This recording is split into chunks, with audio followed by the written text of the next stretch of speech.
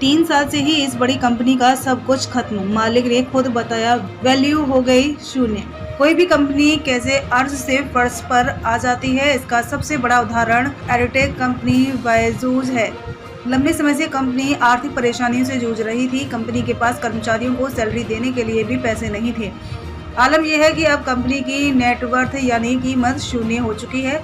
बायजू के फाउंडर बायजू रविंद्रन ने खुद ये बात कही और बताया कि कैसे ये कंपनी अर्श से फर्श पर आ गई।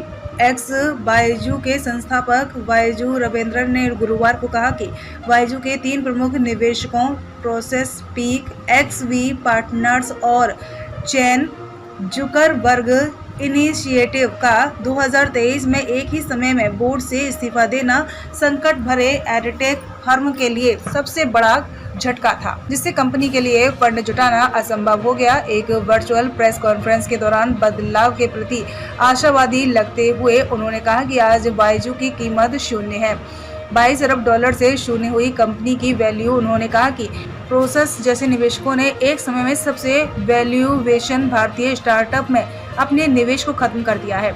रविंद्रन ने कहा कि निवेशकों ने बायजू को बस से खाई में ढकेल दिया। अगर वे इस्तीफा देने की जगह बदलाव या पुनर्गठन के लिए बोर्ड की योजना बनाए होते तो कंपनी की हालत आज ऐसी नहीं होती।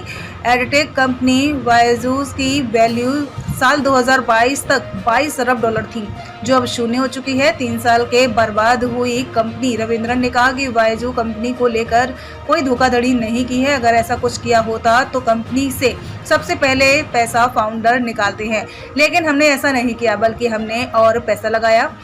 रविंद्रन ने कहा कि अमेरिकी कर्जदाताओं की ओर से 1.2 अरब डॉलर का टर्म लोन खतरनाक साबित हुआ। इसका उपयोग कंपनी के ग्रोथ पर ही खर्च किया गया, लेकिन जब बीसीसीआई से डील के बाद अमेरिकी कर्जदाताओं से विवाद बढ़ गया और उन्होंने लोन और ब्याज चुकाने का आदेश दे दिया, जिसके बाद ही निवेशकों ने भी कंपनी एक के बाद एक करके छोड़ दी।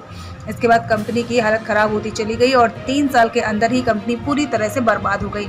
2011 में शुरू हुई थी कंपनी बायजूस की स्थापना 2011 में बायजू रविंद्रन और उनकी पत्नी दिव्या गोकुलनाथ ने की थी। देखते ही देखते बायजूस एक लर्निंग ऐप के तौर पर मशहूर हो गई। रविंद्रन ने खुद इंजीनियरिंग की पढ़ाई की है। उसके बाद उन्होंने 2006 में छात्रों को गणित की कोचिंग देनी शुरू की थी। साल 2015 में बायजूस लर्निंग ऐप लॉन्च किया। यह स्टार्टअप अगले 4 साल में यूनिकॉर्न हो गया। सबसे बड़ी उछाल कोरोना काल में जब स्कूल और कोचिंग बंद हुए तब देखने को मिली थी। साल 2022 तक ये कंपनी 22 अरब डॉलर की कंपनी थी, लेकिन अब इसकी वैल्यू शून्य हो चुकी है।